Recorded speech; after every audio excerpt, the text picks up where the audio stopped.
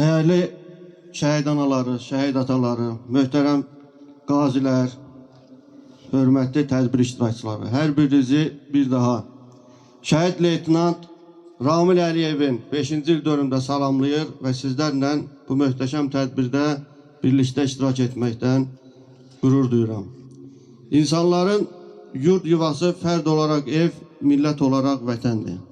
Bütün qəlbi ilə vətən sevgisinə bürünmüş insanlar zamanı gələndə öz şirin canlarını belə fəda etməkdən çəkinmirlər. Bu fədakarlığın adı şəhidlikdir.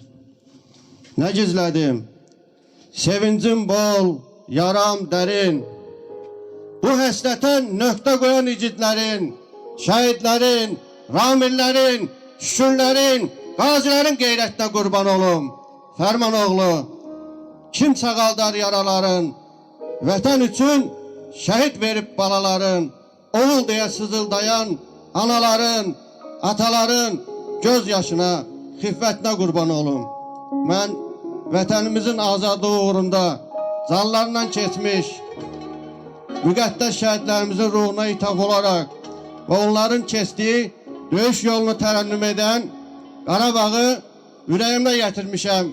Vətən sənə şeiri ilə çıxışımı davam etdirəcəm. Zaman çatıb deyin kimi sərkərdəmin, qalx səsinə oyanmışam, səs vermişəm.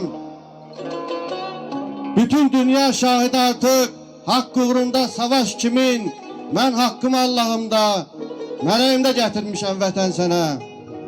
Nifrətimi yağdırmışam yağış kimi, sıldırımlar üzərində, meşəlikdə, cəngəllikdə, əlbəyxə döyüşlərdə susturmuşam namədləri bir daş kimi.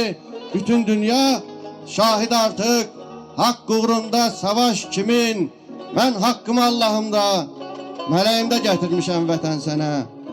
30 ilin ağrısını, acısını, həsrətini, sancısını 44 gündə bitirmişəm. 44 günün hər anında gözlərimi, ayağımı, əllərimi, qollarımı, bədənimi itirmişəm. Əvəzində